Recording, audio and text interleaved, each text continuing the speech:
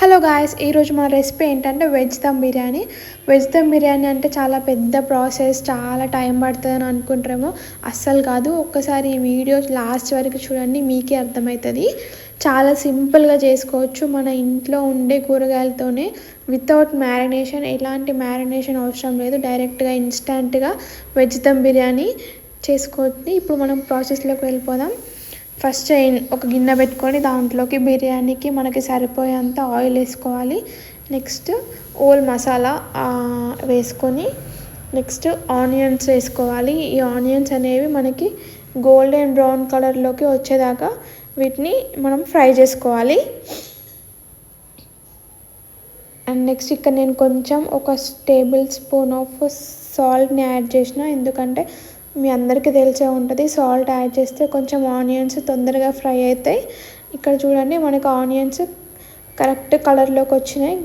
ఇప్పుడు మన దగ్గర ఉన్న వెజిటేబుల్స్ అన్నీ యాడ్ చేసుకోవాలి. నేనైతే ఆలు, ఇంకా క్యారెట్, టొమాటోస్, ఇంకా మిల్ మేకర్, ఇంకా అవన్నీ నా దగ్గర ఉన్నవన్నీ యాడ్ చేసుకున్నా. మీరు మీ దగ్గర ఏ వెజిటేబుల్స్ ఉంటే అవి యాడ్ చేసుకోండి. ఇంకా దీంట్లో బీన్స్, ఇంకా బఠానీ, ఇంకా గోబీ, ఇంకా అవన్నీ యాడ్ చేసుకోవచ్చు. నేనైతే నా దగ్గర ఉన్న వాటితోని చేస్తున్నా.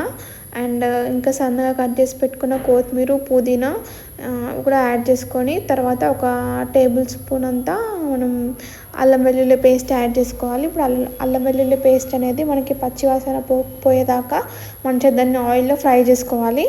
తర్వాత మనకి టేస్ట్కి సరిపడంత కారం యాడ్ చేసుకొని బాగా మిక్స్ చేసుకోవాలి. మంచిగా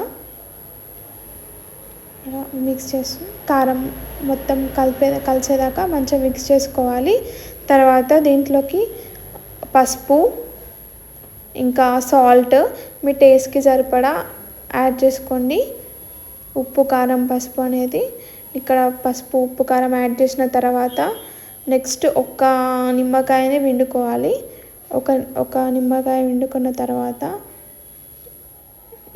బిర్యానీ మసాలా, ఇంకా గరం మసాలా అవన్నీ యాడ్ చేసి మంచిగా మిక్స్ చేసుకోవాలి.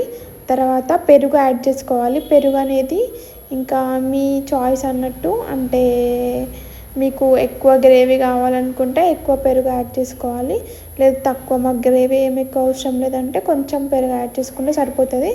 ఇంకా జస్ట్ మనం పెరుగు అనేది మనకి గ్రేవీ కోసం యాడ్ చేస్తున్నాం. తర్వాత మంచిగా మిక్స్ చేసి ఇంకా మూత పెట్టి సిమ్లో పెట్టి మూత పెట్టి పక్కన పెట్టాలి. ఇక్కడ వాటర్ అనేవి ఈ ఒక బగోన్లో వాటర్ పోసి దాన్ని మంచిగా మరగబెట్టుకోవాలి. ఇక్కడ చూసారా, ఆయిల్ అనేది మంచిగా పైన తేలుతుంది, అంటే మనకి పర్ఫెక్ట్గా ఉడుకుతుంది. కూరగాయలు మంచిగా ఉడుకుతున్నాయి.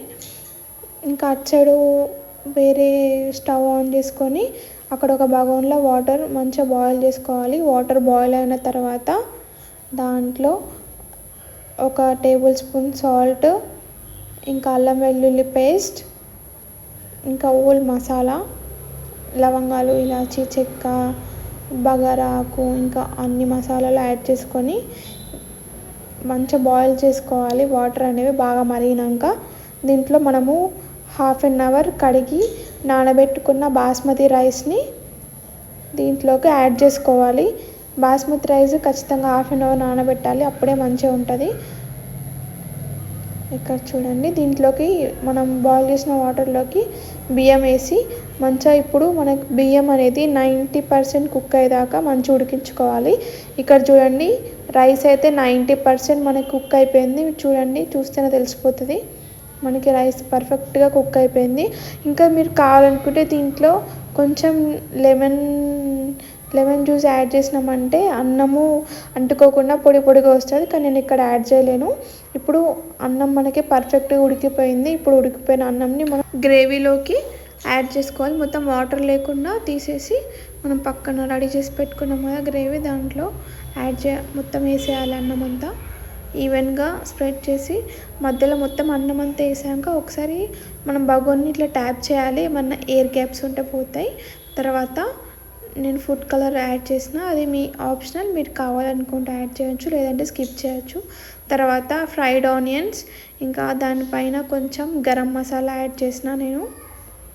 అండ్ నెక్స్ట్ పుదీనా, కొత్తిమీర, యాడ్ చేసి తర్వాత నెయ్యి వేసి గీ కూడా యాడ్ చేసుకోవాలి. యాడ్ చేసుకున్న తర్వాత ఇప్పుడు మనం దీన్ని మొత్తం ఎయిర్ పోకుండా మూత పెట్టి దీన్ని 1/2 అవర్ లో ఫ్లేమ్ సిమ్లో పెట్టి 1/2 అవర్ ఉడికించుకోవాలి. దాని తర్వాత 15 మినిట్స్ మూత ఓపెన్ చేయకుండా అట్లనే 15 మినిట్స్ వదిలేయాలి దీన్ని.